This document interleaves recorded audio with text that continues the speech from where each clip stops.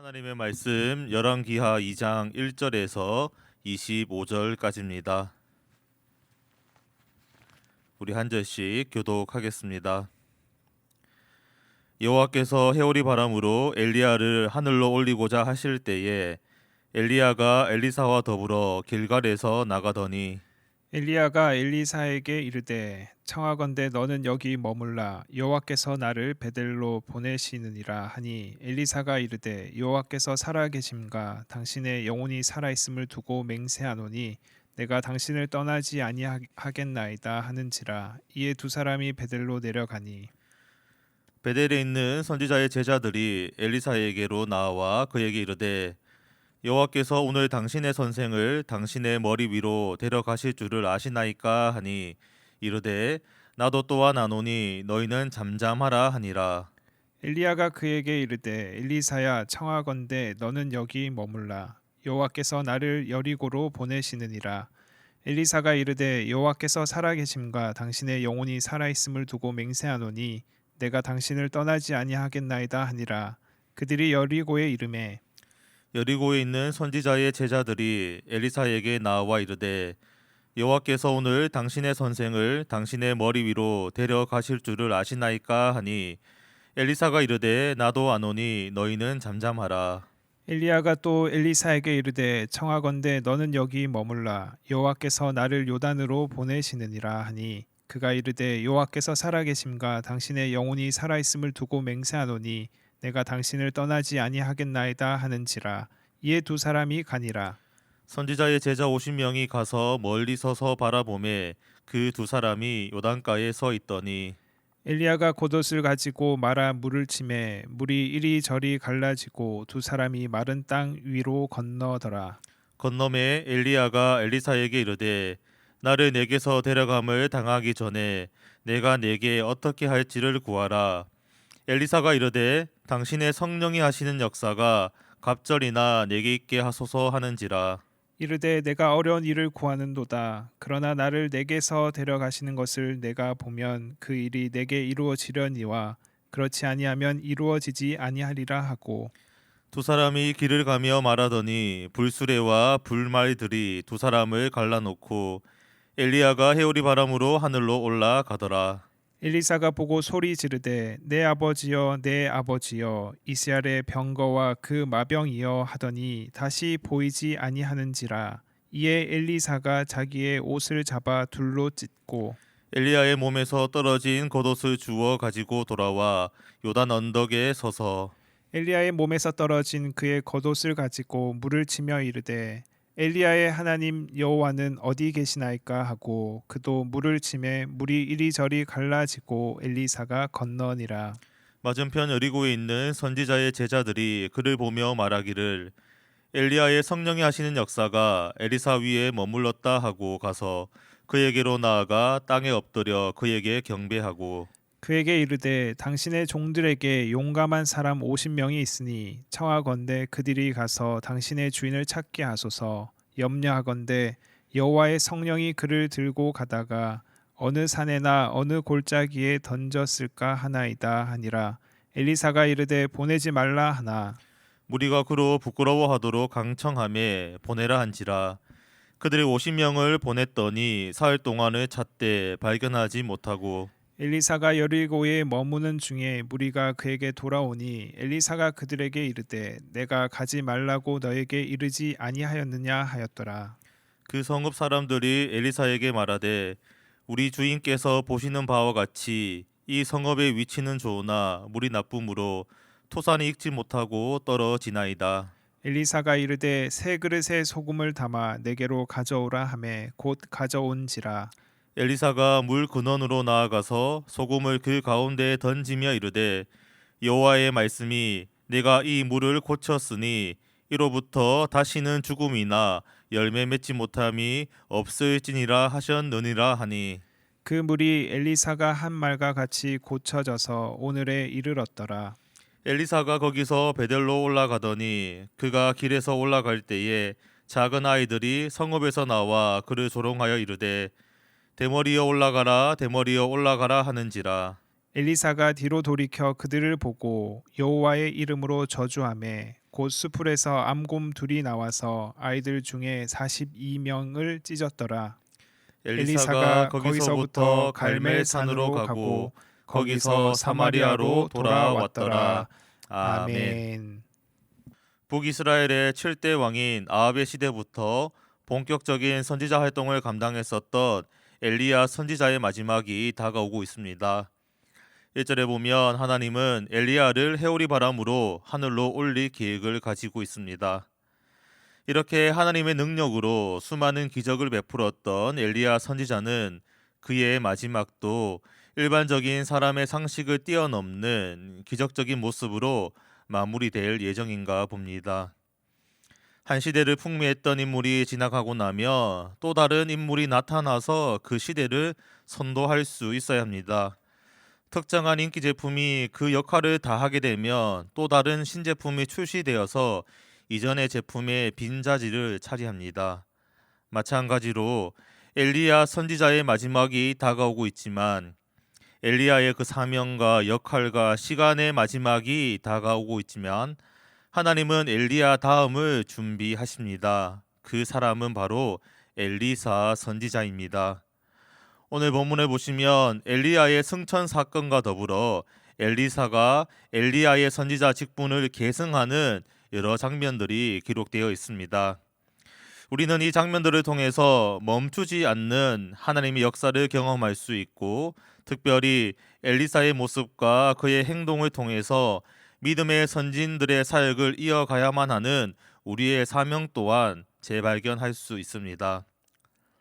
먼저 2절에 보시면 엘리야와 엘리사가 길갈에서 떠났는데 이때 엘리야는 엘리사에게 길갈에 머물 것을 주문합니다. 왜냐하면 하나님께서 엘리야 선지자에게 베델로 내려갈 것을 주문했기 때문이죠.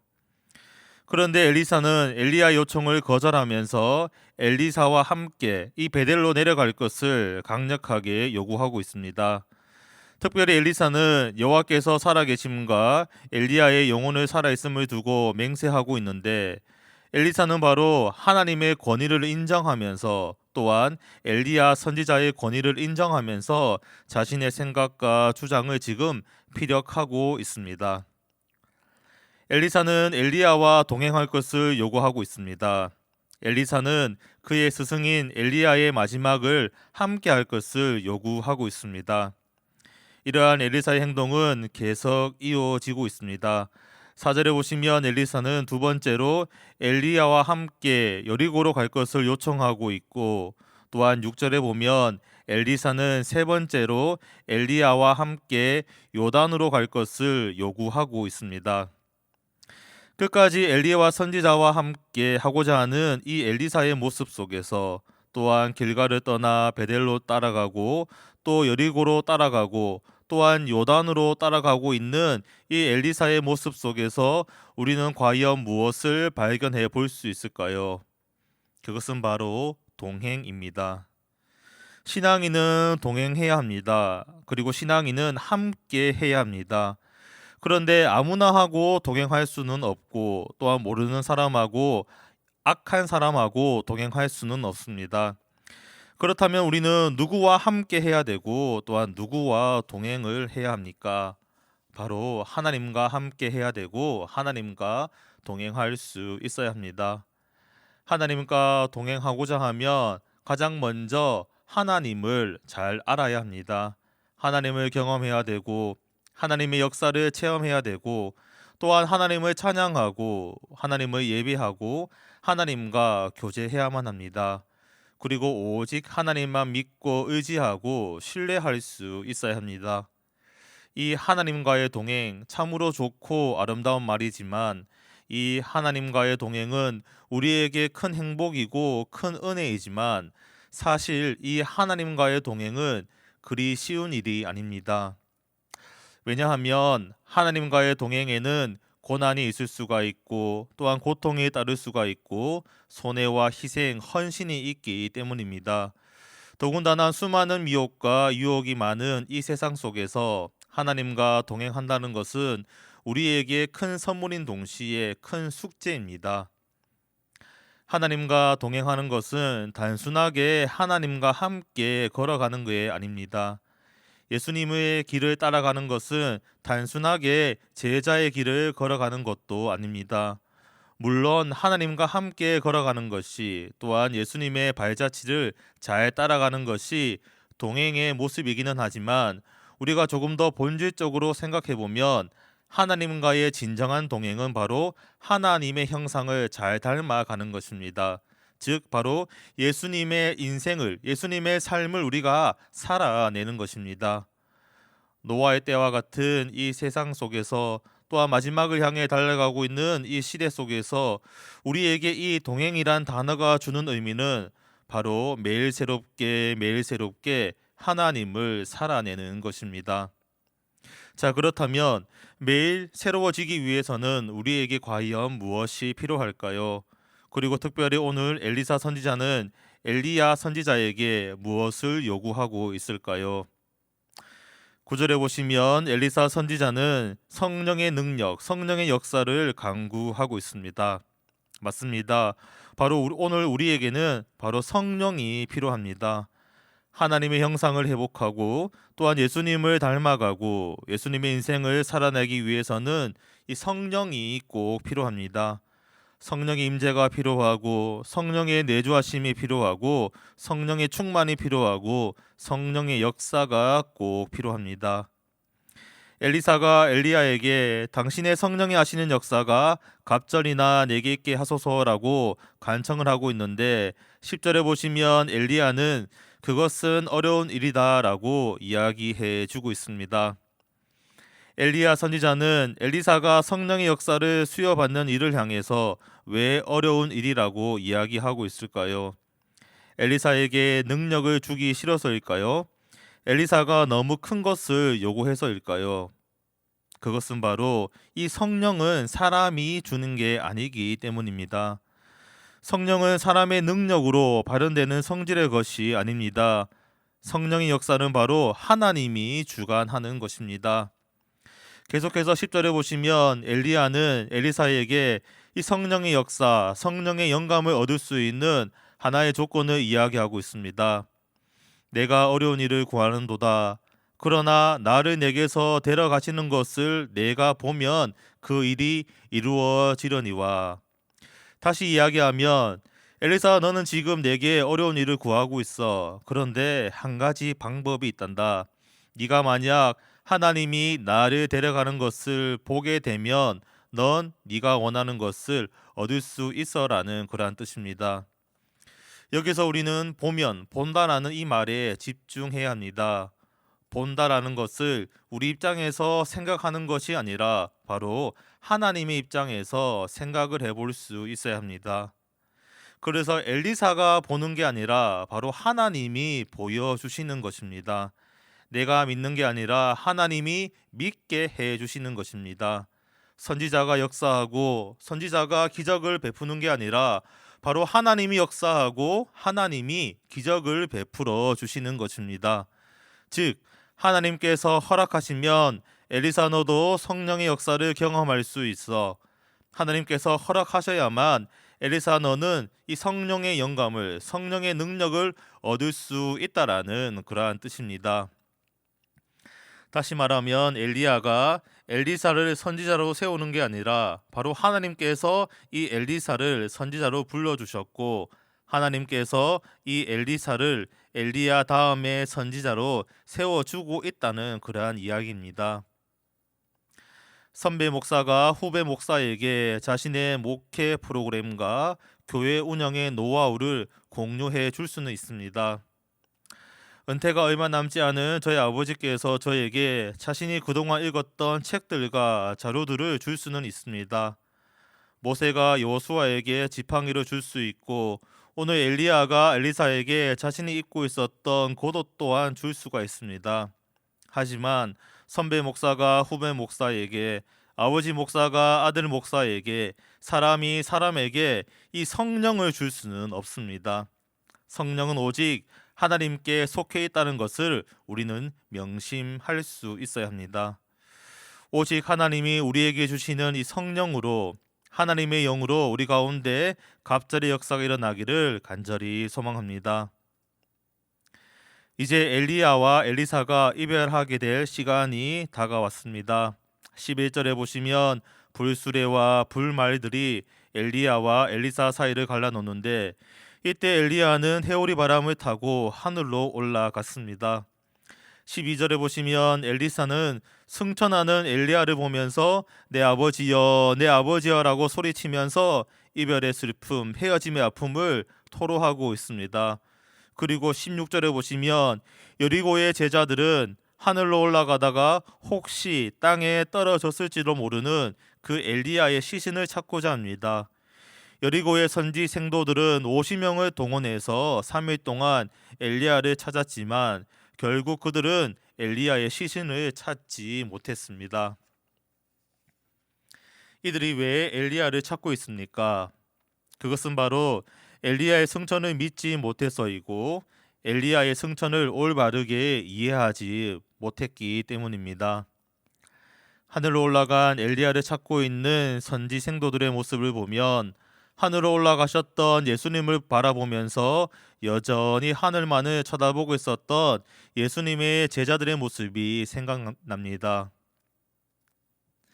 스승인 엘리야가 하늘로 올라갔으면 이제 다음 사역을 감당해야만 하는데 여전히 엘리야를 찾고 있는 선지 생도들을, 예수님께서 하늘로 올라갔으면 이제 예수님께서 분부하신 것과 명령하신 것을 수행해야 하는데 여전히 하늘만을 쳐다보고 있었던 그 예수님의 제자들, 이러한 모습들은 오늘 우리 인생 가운데서도 찾아볼 수가 있습니다. 하나님께 올려드렸던 나의 열정과 물질과 시간을 찾고 있는 나의 모습들, 하나님께 올려드린 나의 헌신과 섬김과 봉사와 충성을 찾고 있는 나의 모습들, 이미 올려드린 것은 올려드린 것으로 만족해야 하는데 올려드린 것에 대한 결과를 찾고 있는 우리의 모습들, 이미 지나가 버린 것은 지나간 것으로 끝내야 하는데 지나간 것을 잊지 못하고 과거에 매몰되어서 앞으로 나아가지 못하고 있는 우리의 모습들, 엘리야의 승천이라는 똑같은 장면을 목격하고 똑같은 사건을 경험하고 있었던 엘리사는 지금 슬픔에 빠져 있고 선지 생도들은 지금 엘리야의 시신을 찾고 있습니다. 여기까지는 서로 비슷해 보이고 서로 비슷한 행로를 보여주고 있습니다. 그런데 엘리사 선지자는 인간적인 정에 매몰되지 아니하고 인간적인 관계를 뛰어넘고 있습니다. 14절에 보시면 엘리사는 슬픔을 뛰어넘어서 아픔을 뛰어넘어서 요단강을 건너가고 있습니다. 하나님이 약속하신 그 가나안 땅을 정복하기 위해서 요단강을 건너갔었던 여호수아처럼 지금 엘리사 선지자도 선지자 직분을 계승하기 위해서 하나님의 사명을 감당하기 위해서 요단강을 건너가고 있습니다. 새로운 출발을 위해서 요단강을 뛰어넘고 있는 이 엘리사 선지자처럼 우리 또한 과거를 뛰어넘어야 하고 세속을 뛰어넘어야 하고 장애물을 뛰어넘어야 합니다. 과거가 내 발목을 잡고 있어도 세속이 내 발목을 잡고 있어도 방해물이 우리 앞을 가로막고 있어도 우리는 앞으로 달려갈 수 있어야 합니다. 엘리사 선지자가 이 요단강을 건너간 이 결과가 과연 무엇입니까? 21절과 22절에 보면 바로 여리고 땅의 회복입니다. 저주받은 땅 여리고, 오염된 땅 여리고, 제약에 물든 땅 여리고, 이 여리고의 소생이, 이 여리고의 회생이 바로 이 요단강을 뛰어넘었던 엘리사 선지자가 경험했던 하나님의 첫 번째 역사입니다. 오늘 주신 말씀을 한번 정리하겠습니다. 열왕기하 2장의 본문 속에서 특별히 이 엘리야의 승천 사건 속에서 우리는 총 3가지의 교훈을 얻을 수 있습니다. 첫 번째, 우리는 하나님과 동행해야만 합니다. 동행하는 것은 곧 하나님의 형상을 닮아가는 것인데 우리는 예수님을 닮아서 예수님을 살아낼 수 있어야 합니다. 두 번째, 우리는 성령의 역사를 경험해야만 합니다. 늘 새로워지는 그 성령의 역사, 특별히 성령의 갑절의 역사를 경험할 수 있어야 합니다. 세 번째, 우리는 하나님께 올려드린 것과 이미 지나간 것에 매몰되지 않고 하나님이 주신 사명을 가지고 앞으로 전진해 나가야만 합니다. 우리 앞을 가로막고 있는 그 요단강을 뛰어 넘어설 수 있어야 합니다. 성령의 충만으로 하나님과 동행하면서 하나님의 기쁨이 되고 주님이 우리에게 주신 그 사명을 잘 감당하여서 세상의 소망이 되는 우리 평강 공동체가 되기를 예수님의 이름으로 축복합니다. 함께 기도하겠습니다. 아버지 하나님, 평안한 밤을 보내게 해주시고 변함없이 새벽을 깨워주시니 참으로 감사합니다. 이 새벽이 주님의 역사가 일어나는 복된 새벽이 될 수 있도록 은총을 베풀어 주시옵소서. 아버지 하나님, 엘리야의 승천 사건 속에서 우리는 많은 것들을 발견할 수 있습니다. 엘리야 선지자의 그 마지막을 함께하기 위해서 끝까지 엘리야와 함께하고 있는 엘리사의 모습 속에서 우리는 하나님과의 동행을 발견하게 되었고, 스승에게 성령의 역사, 성령의 영감, 성령의 능력을 간청하고 있는 엘리사의 모습 속에서 우리는 성령의 역사를 발견했고, 스승과 이별하는 슬픔에 매몰되지 않고 요단강을 건너가게 된 그 엘리사의 모습 속에서 우리는 새로운 출발을 해야 한다는 것을 발견했습니다. 그리고 이렇게 하나님과 동행하고 성령 충만하고 요단강을 뛰어넘게 되면 죽음의 땅 여리고가 회복되고 소생할 수 있다는 것도 발견하게 되었습니다. 주님, 우리 모두 주님과 동행하기를 소망합니다. 주님을 닮아가기를 소망합니다. 또한 주님을 살아내는 것을 갈망합니다.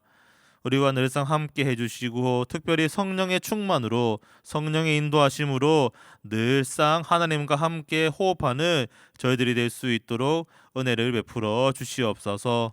성령이 불타는 교회가 되게 해주시고 성령이 역사하는 교회가 될 수 있도록 이 공동체 위에, 교회 위에 성령을 부어 주시옵소서. 요단강이 우리 앞을 가로막고 있어도, 과거가 내 발목을 잡고 있어도, 장애물이 우리 앞을 막을지라도 성령의 능력으로, 말씀의 능력으로 이 모든 것들을 뛰어넘을 수 있도록, 요단강을 건너갈 수 있도록, 여리고성을 무너뜨릴 수 있도록 역사하여 주시옵소서. 그리하여 이 성령의 역사, 갑절의 역사, 소생함의 역사, 회복됨의 역사를 우리 모두 경험할 수 있도록 이 모든 것들을 경험하면서 하나님의 기쁨으로 세상의 소망으로 살아갈 수 있도록 인도하여 주시옵소서. 코로나가 광범위하게 확산되고 있습니다. 큰 어려움을 겪고 있는 성도와 이웃들을 기억해 주시고 주님의 손길로 위로해 주시고 회복시켜 주시옵소서. 주 예수 그리스도 이름으로 감사하며 간절히 기도드립니다. 아멘.